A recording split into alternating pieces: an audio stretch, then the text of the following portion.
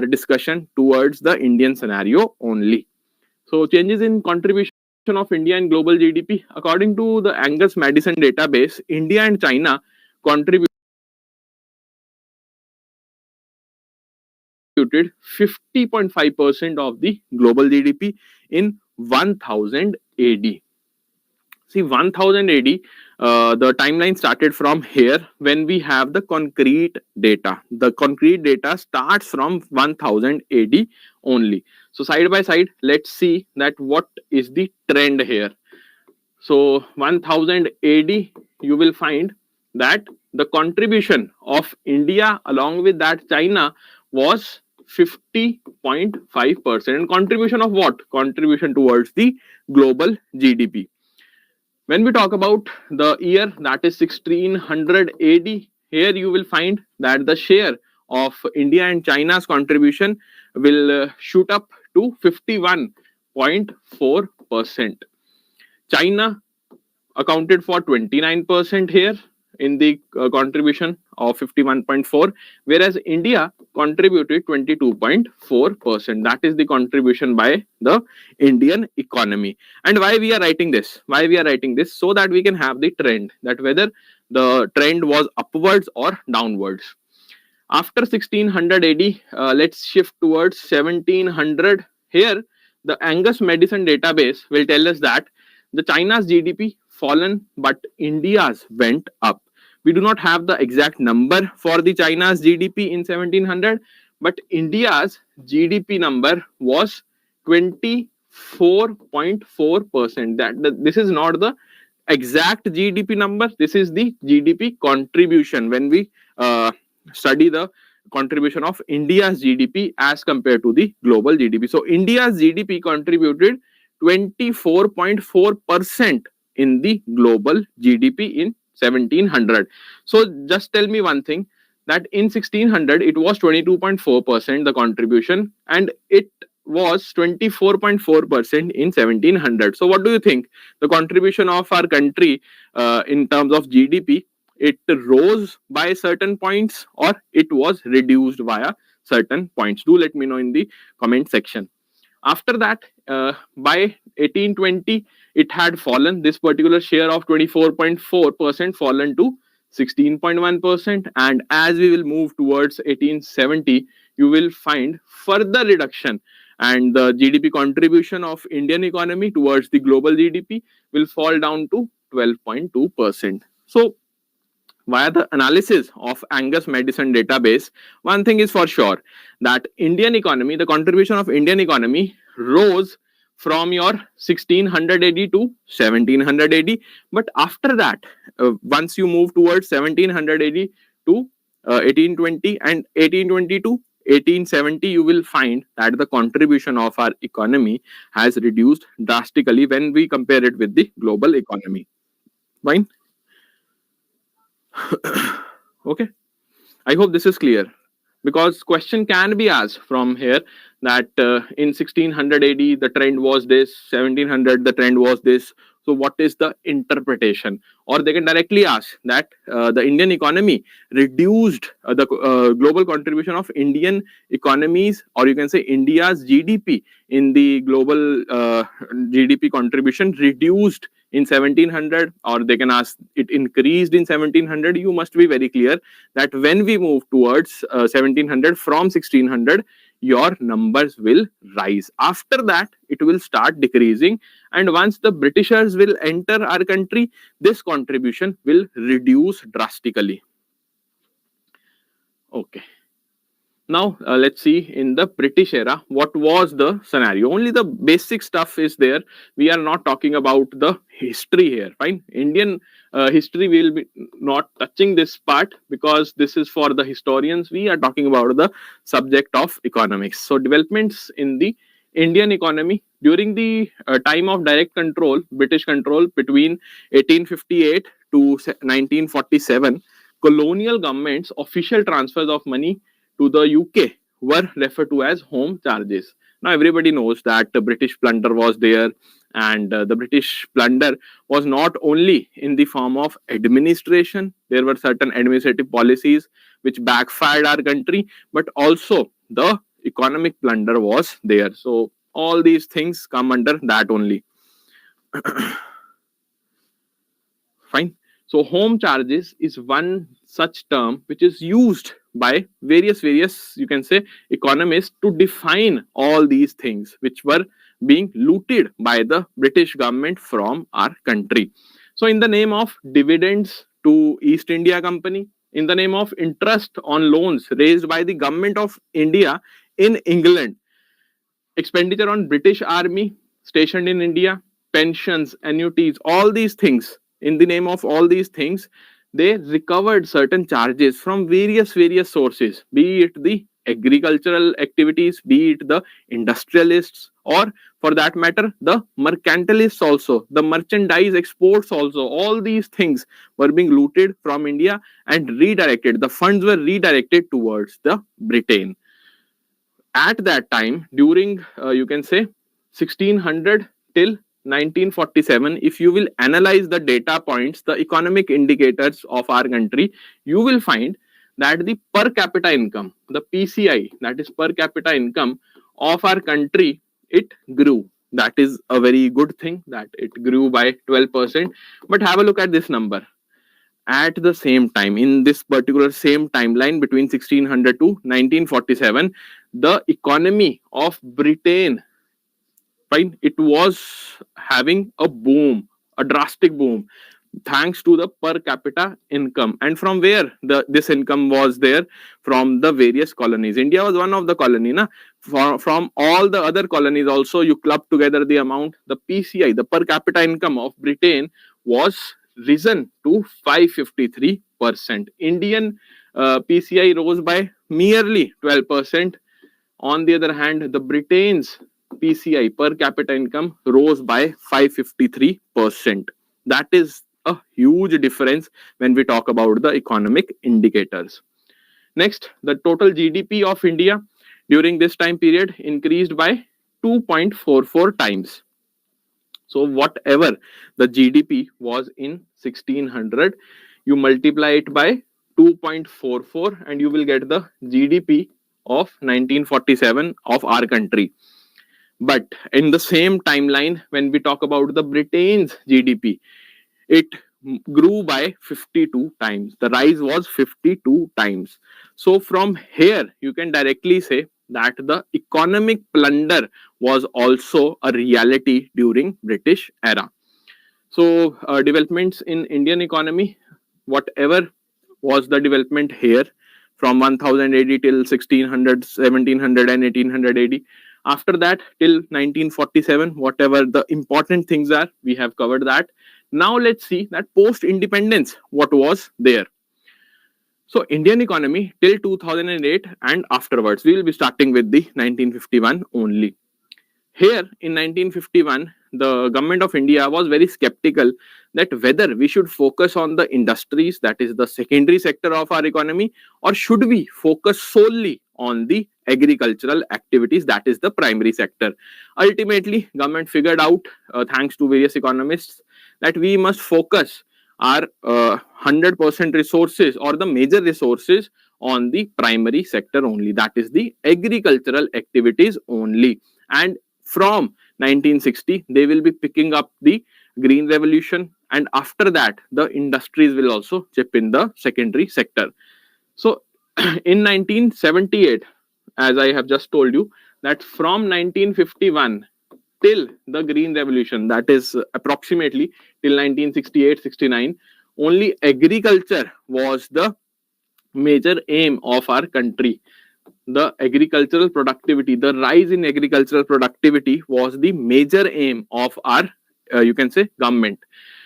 Thanks to this particular initiative, what happened? We were already lacking resources. Our industries never grew at that level, which was expected. We were only relying upon your agricultural activities. Ultimately, what happened? The GDP numbers were not in our favor. In 1978, Professor Raj Krishna will coin the term that is Hindu rate of growth. And why he coined this particular term? Reason was very simple. the whole world, the entire world was expecting that India will grow beyond 5% after the independence. Leave aside that 5% mark, we were unable to achieve even 3.5%. We were not able to breach the number of 3.5% till the sixth 5 year plan. Fine. So when we talk about this phrase, that is Hindu rate of growth, who coined this particular phrase? It was coined by Professor Raj Krishna. In which year? 1978. And why he coined? So that he can define the low annual growth rate of our country, which was lying below 3.5%. So he coined this term because of the slow growth of Indian economy till sixth 5 year plan. After the sixth 5 year plan, our numbers rose, especially for the GDP numbers, which refers to the India's planned economy's low annual growth rate, which hovered around the 3.5% mark from 1950s to 1980s. Now, do have a very clear idea that after 1980s, what will happen? We will be entering into the era of economic reforms. That particular era will mark a drastic change in the Indian economy thanks to the funding which we received from the process of globalization. But till 1980s, you will find that our economy was having a turbulent time.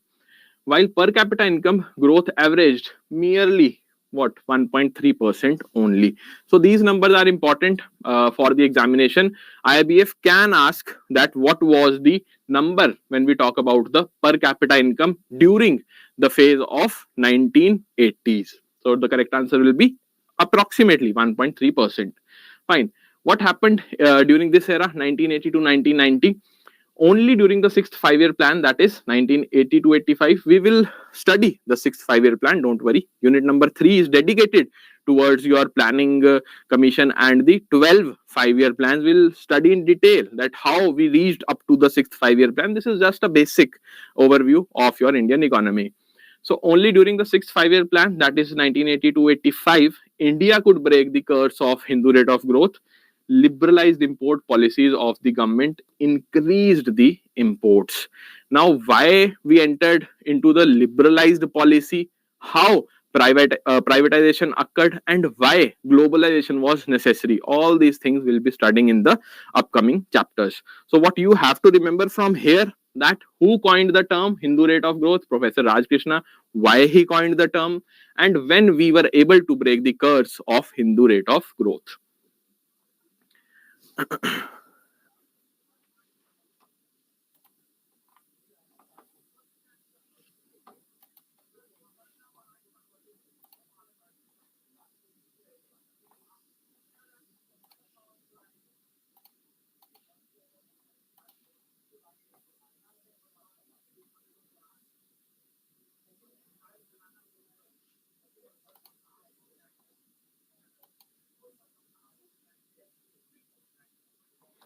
Okay, I hope that it is clear till here. Fine. Next is 1992 till 2008. Now, this particular era will mark the LPG reforms, liberalization, privatization, and globalization. Why these happened? Because of a number of reasons. Prominently, the first one, liberalization, happened because we were having red tapeism. What is red tapeism? You can say that very strict rules and regulations. So, to combat that particular red tapeism, your liberalization happened. Why privatization? Because our public sector enterprises, they were inefficient. That is why the government opened the doors for the private players. Privatization will happen. Why globalization? Because we needed the funding from abroad. So globalization will happen. The investors from foreign land, they will be investing in our country, and we will be reaping the benefits out of that. So this particular period is referred as the post-reform period. Once the LPG reforms happened in 1991, after that you will find that 1992 till 2008, it is known as the post-reform period. Post-reform, why? Because this period or this timeline falls after the economic reforms. Following the 1991 economic crisis, the implementation of the reforms and adoption of your LPG policies paved the way for the positive economic outcomes, higher GDP growth rate, making it world's second fastest growing economy after China. In between 1992 till 2008, one particular dent will be there towards Indian economy in the form of Asian financial crisis. But we were able to recover from that particular crisis as well, and ultimately our growth numbers were in line with the growth of Chinese economy. Okay, 2008 till 2021, the 2008 growth euphoria had led to a widespread belief that Indian economy was decoupled from that of the developed worlds. In order to mitigate the effects of this crisis, government provided the fiscal stimulus to the economy. When we are talking about this particular time frame, that is 92 to 2008, before this particular timeline, government will be having huge deficit. Right now also we are having good amount of fiscal deficit, you can say, but at that time BOP crisis was also there, balance of payment crisis was there. Along with that, your inflation was very high, double digit inflation was there in the 1980s. But when we talk about 2008, after that, why the economy was not having a smooth sailing? Because of one major reason, that is global financial crisis of USA. Recession hit the US economy, and the trickle down effect was there seen in all the economies across the world. And India was also hit because Indians were residing in USA and they were doing the jobs in that particular country. Joblessness started, the reverse migration of Indians into their own country, it started, and ultimately it led to what? More stress towards the Indian economy. That is what is written here. Ultimately, the government was forced to revamp its fiscal policy, and it infused the money like it did in the, you can say, COVID era, the Atmanirbhar package. Fine. Now, what is the structural change? See, structural change is simple, very, very simple concept, that initially when your economy was in the initial stages of, you can say, production level, consumption level, distribution level, then a particular sector was prominent.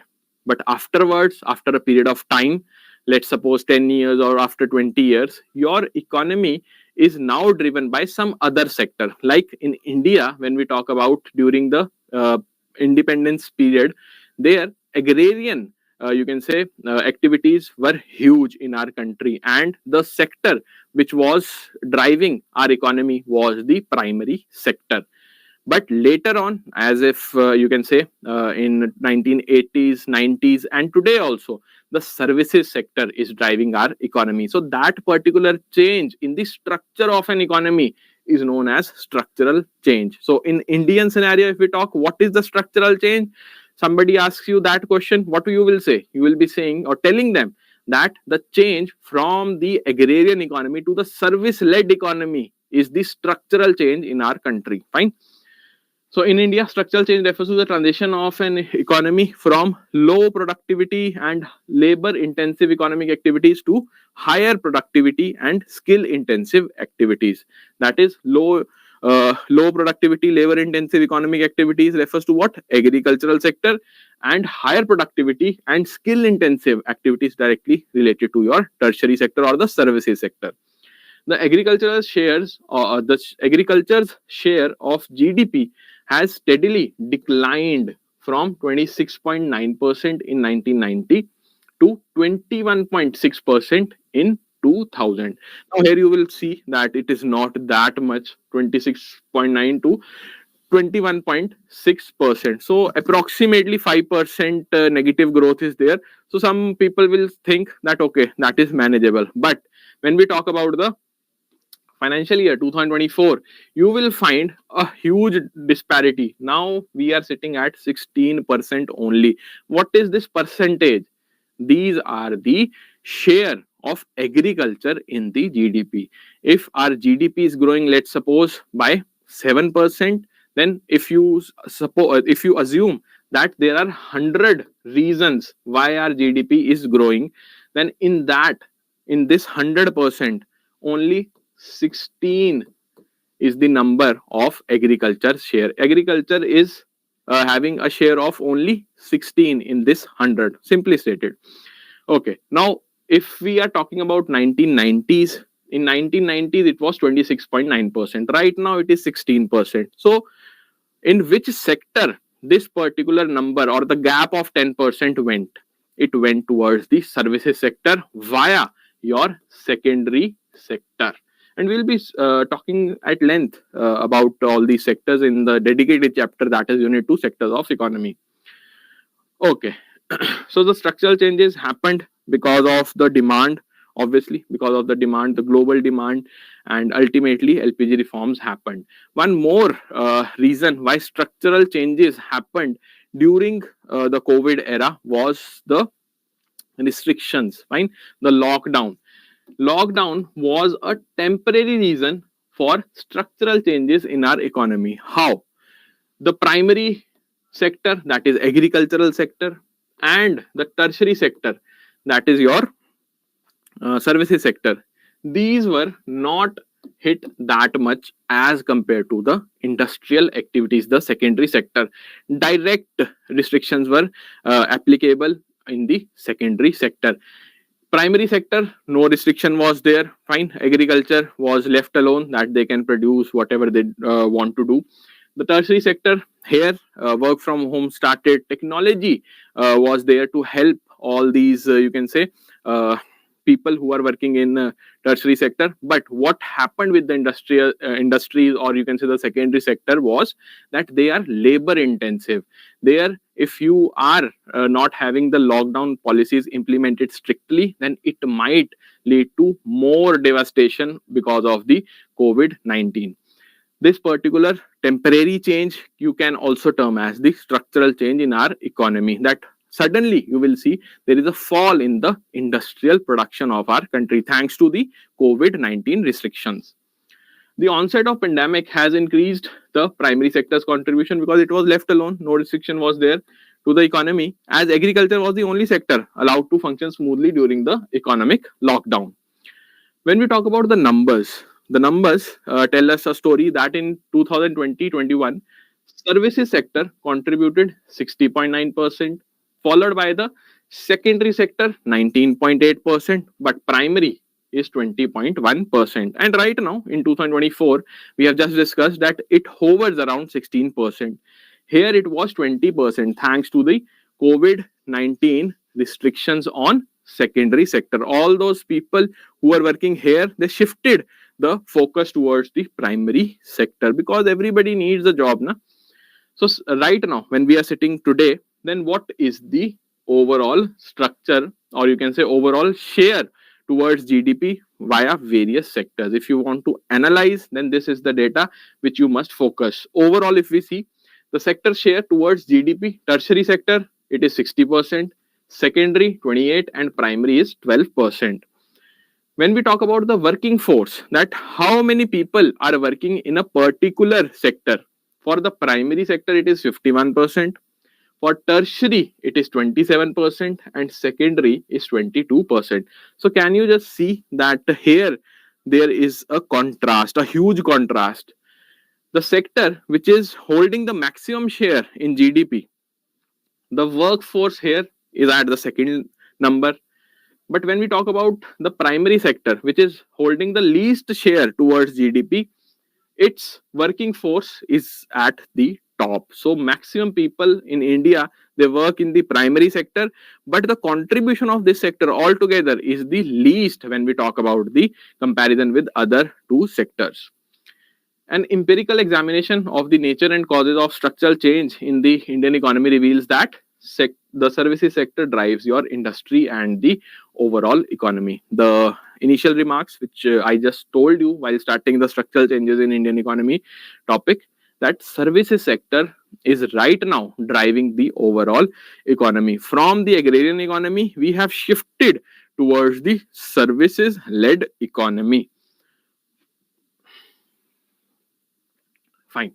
Now, structural changes can happen because of n number of reasons. Let's see that what all other reasons were there. The latest one being the COVID-19 pandemic. Apart from that, the 1991 balance of payment crisis. During the last 4 decades, India has faced three major shocks: the BOP crisis, then the GFC crisis, and your COVID 19 pandemic. This balance of payment crisis will occur when your import bill is huge as compared to your exports, right? Balance of payments you are receiving and payments you are providing to other countries. So payments you are receiving via exports, right? You will be receiving the payments via exports only. You are exporting certain good, and that particular country where you have exported a particular good or services, that particular country will be paying you with something. So you will receive a particular amount. In imports, you are being obliged to pay that particular country from where you have imported the goods and services. So here you will be paying that country. So when the payment is huge as compared to the receiving of funds, then the crisis of balance of payment will start. And this particular balance of payment crisis is not a new phenomena for our country. Today also, in today's world also, in 2025 also, we are having the balance of payment scenario, but not at that level which was there in 1991. It was followed by a major liberalization drive that raised India's trend growth. So ultimately, what happened? The government was not left with enough funds to pay for these bills, the import bills, and ultimately, liberalization, when it happened, and along with globalization, the government's revenue, it started to generate again, regenerate again, and finally, we were able to pay off the import bills. For 2008 global financial crisis, what happened? The services sector was hit very badly. Fine. This was the sector which was hit badly not only in India but in foreign countries as well. So GFC crisis, definitely it is one of the reason why structural change will happen. We will be shifting our focus towards other sectors of economy and not moving towards the services sector because no jobs are there here. Fine. COVID 19, we have just discussed in the previous slide. So, these are the structural changes in the Indian economy.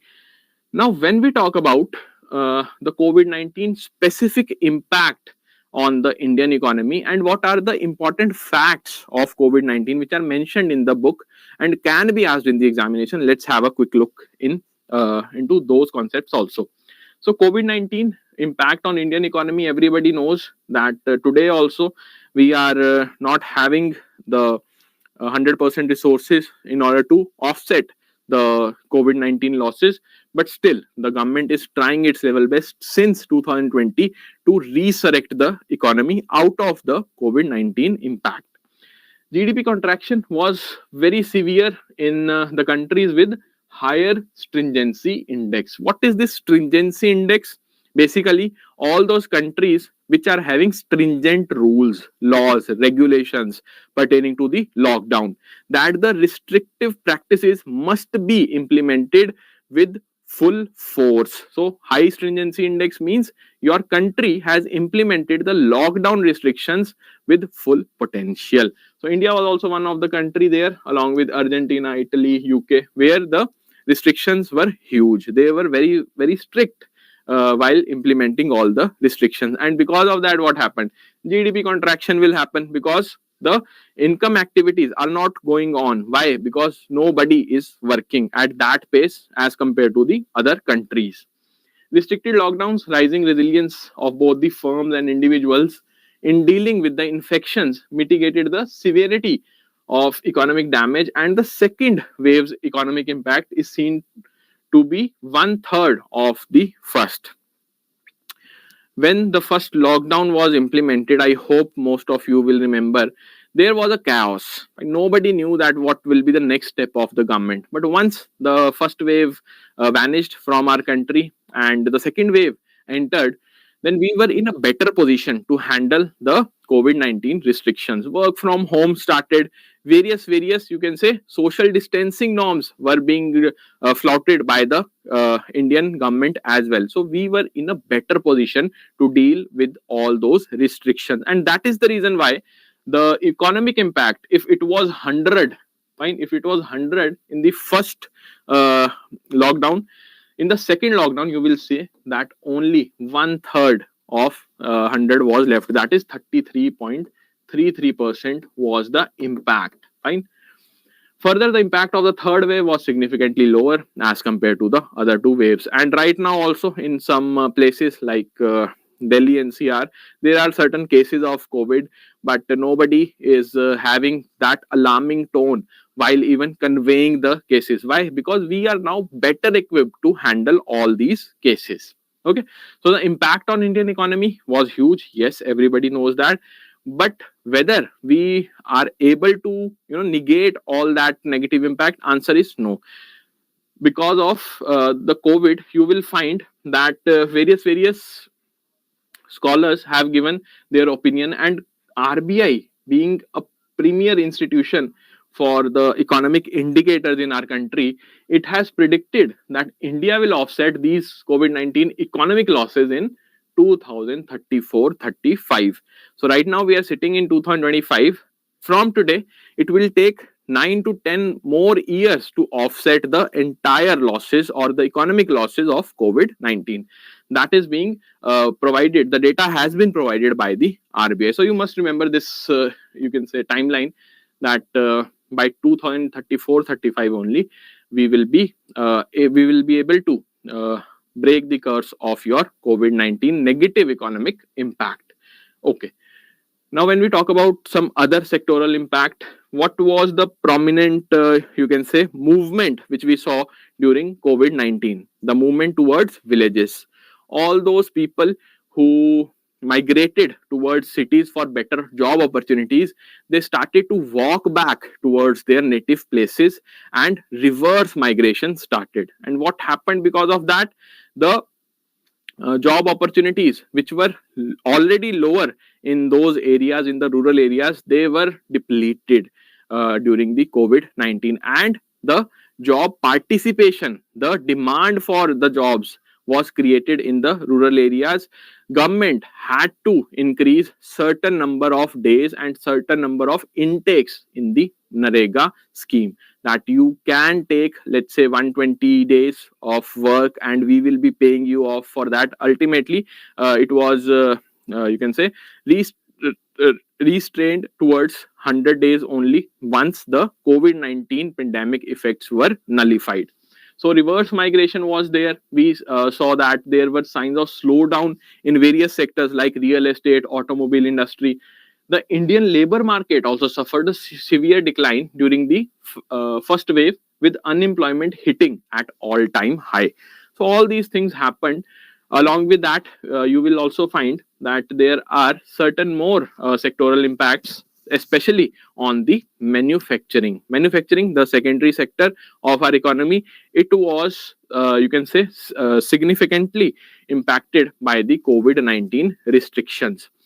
But when we talk about agriculture, this was the sector which remained robust. Why? Because there was no restriction at all whatsoever for your agricultural sector. Fine.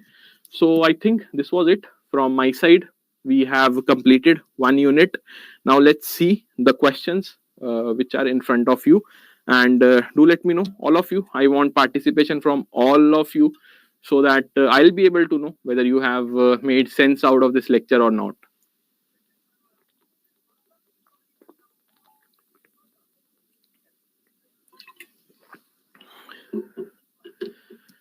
So the question states that reverse migration from urban to rural areas raised the demand for dash in rural areas during the COVID-19 first wave phase.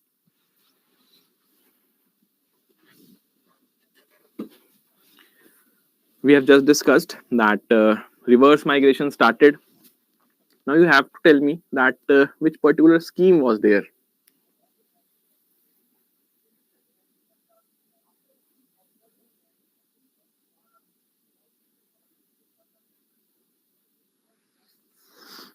So the reverse migration from urban to rural areas during COVID-19 first wave, it led to the demand of Narega scheme. The demand for Narega scheme was huge because this was the only program under which the government could have given the job opportunities to the rural people. So D will be the right answer. That is none of these. Right? We have just seen here, you can see Reverse migration from urban to rural areas raised the demand for Mahatma Gandhi National Rural Employment Guarantee Scheme, that is NREGA, employment in rural areas during the first wave phase. And this particular NREGA scheme is not mentioned in A, B, C, so D will be the right answer. Okay, next question. Agriculture's share of GDP in India has steadily declined from dash in 1990 to dash in 2019. This is also we have discussed in the class. Do let me know the correct answer.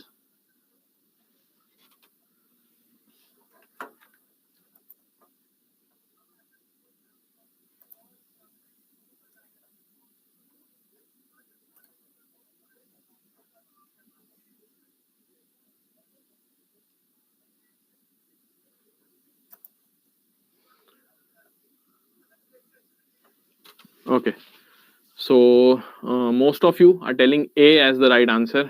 Okay, 24.9% in case of your 1990 and 16.7 for 2019.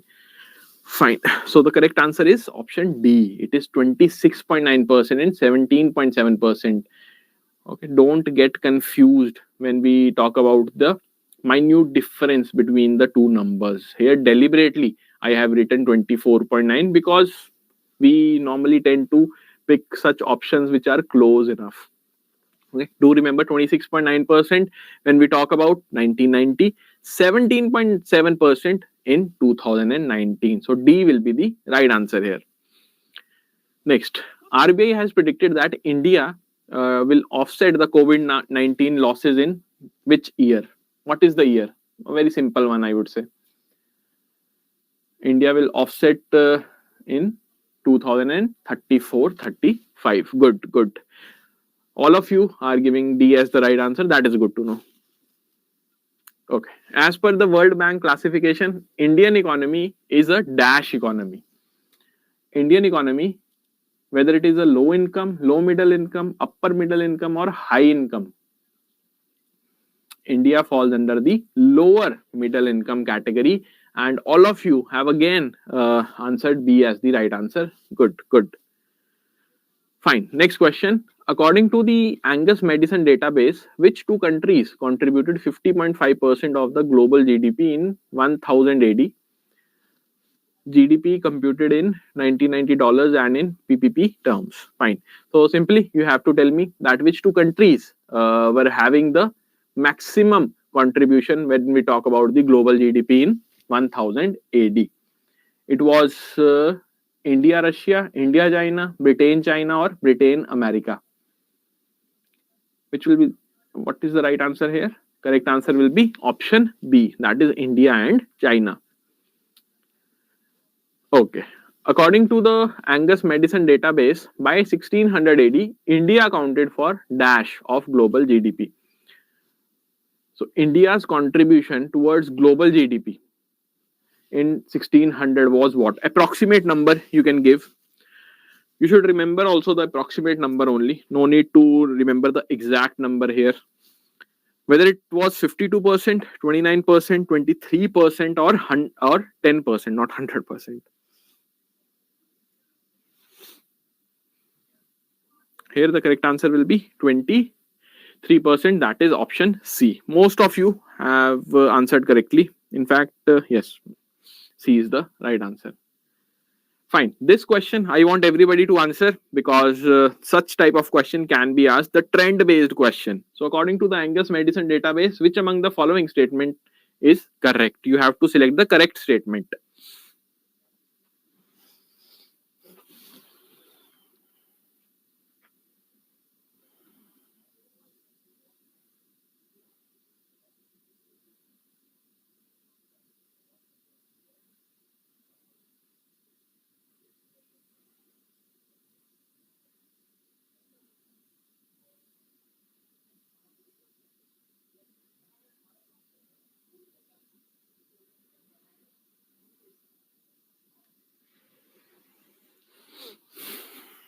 Okay. So Ophila B is saying A, Vinuta N with C, Ankit Kumar with B. So we are having, different answers. Okay, okay. Fine. Let's analyze the statements. The first statement says GDP share of India in global GDP increased between 1600 to 1700 AD. We have just seen that the trend from 1600 to 1700, when we talk about India's share in the GDP, it was what? Increasing. From 1700 till 1800s, you will find a decline. Okay, so first statement is correct. Although it is written that you have to find the correct statement, in the actual exam, this is the approach which you must follow. If you find that first statement is correct and you are sure about that, no need to even read the three statements. But still, let's have a discussion that why these three statements are wrong. GDP share of China and India in the global GDP decreased between 1600 and 1700 AD. Answer is no.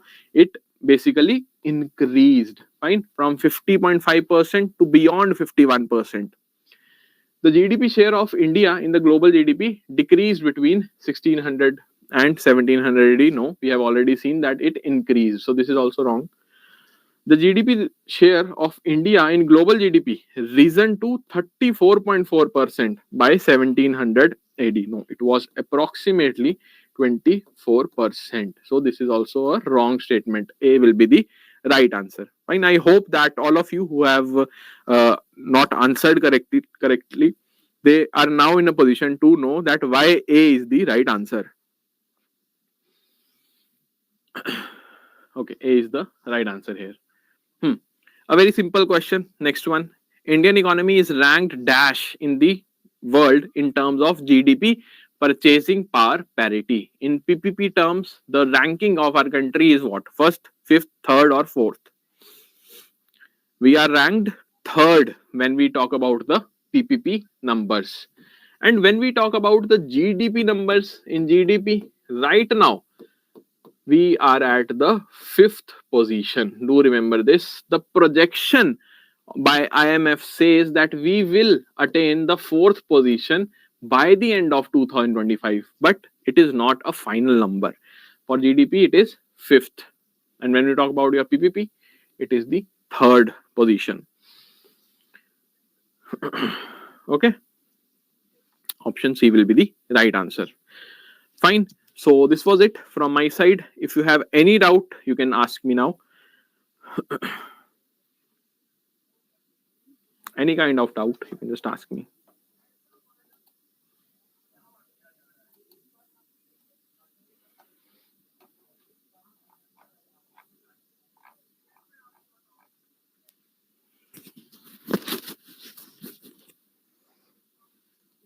In the next class, we'll be starting with the unit number 2.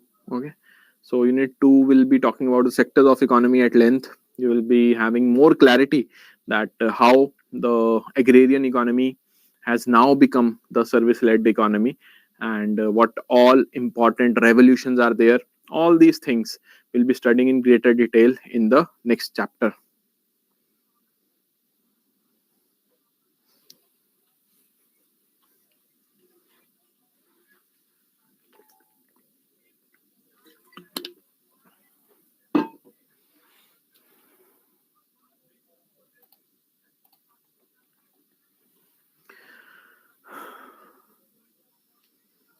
Binduja, right now we don't have any link.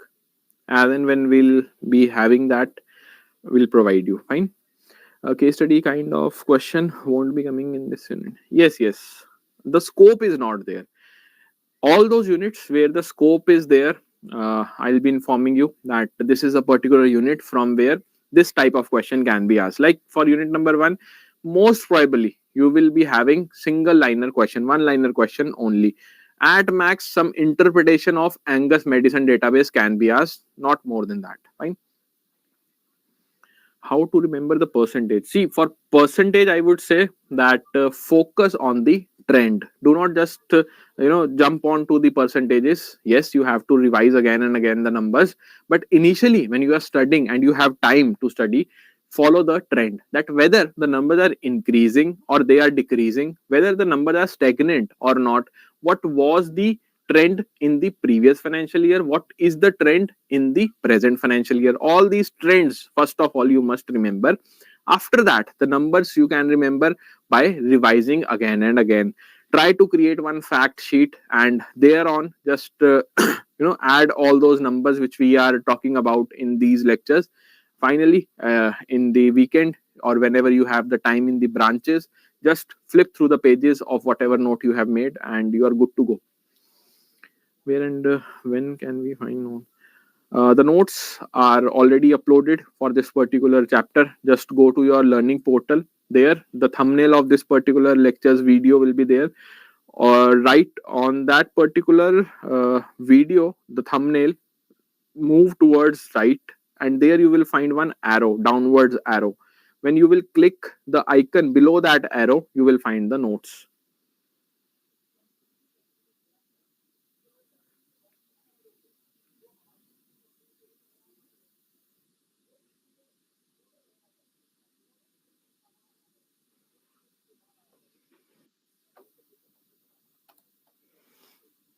Yes, yes. The book was updated in 2022-23 only. So we have a time gap of approximately 2.5 years now, and the data in economy, it changes like anything. Right now, when we are discussing these data points, you never know that World Bank will come up with new classification. The classification of India will remain the same. We will remain in the range of lower middle income country only. But what is the range of that particular category, that might change, because why I'm telling you, World Bank has recently changed the number of your poverty line. Earlier it was $2.15 per day. Now it has been revised to $3 per day.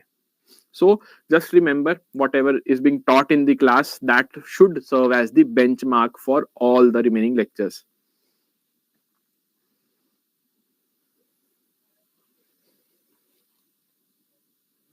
I'll be telling you, don't worry, I'll be telling you that what you have to tick in the examination. Like right now, we were just discussing that according to your IMF, India will move towards the fourth position by the end of this year when we talk about the global GDP.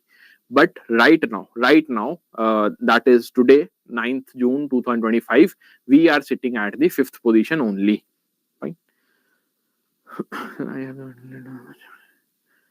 Meda, we have covered unit number 1. It has been completed from my end. If you find any difficulty, you can ask me in the next lecture, or you can post your comment in the recorded video also. There is one option to post your comment below the recorded video. You can do that also.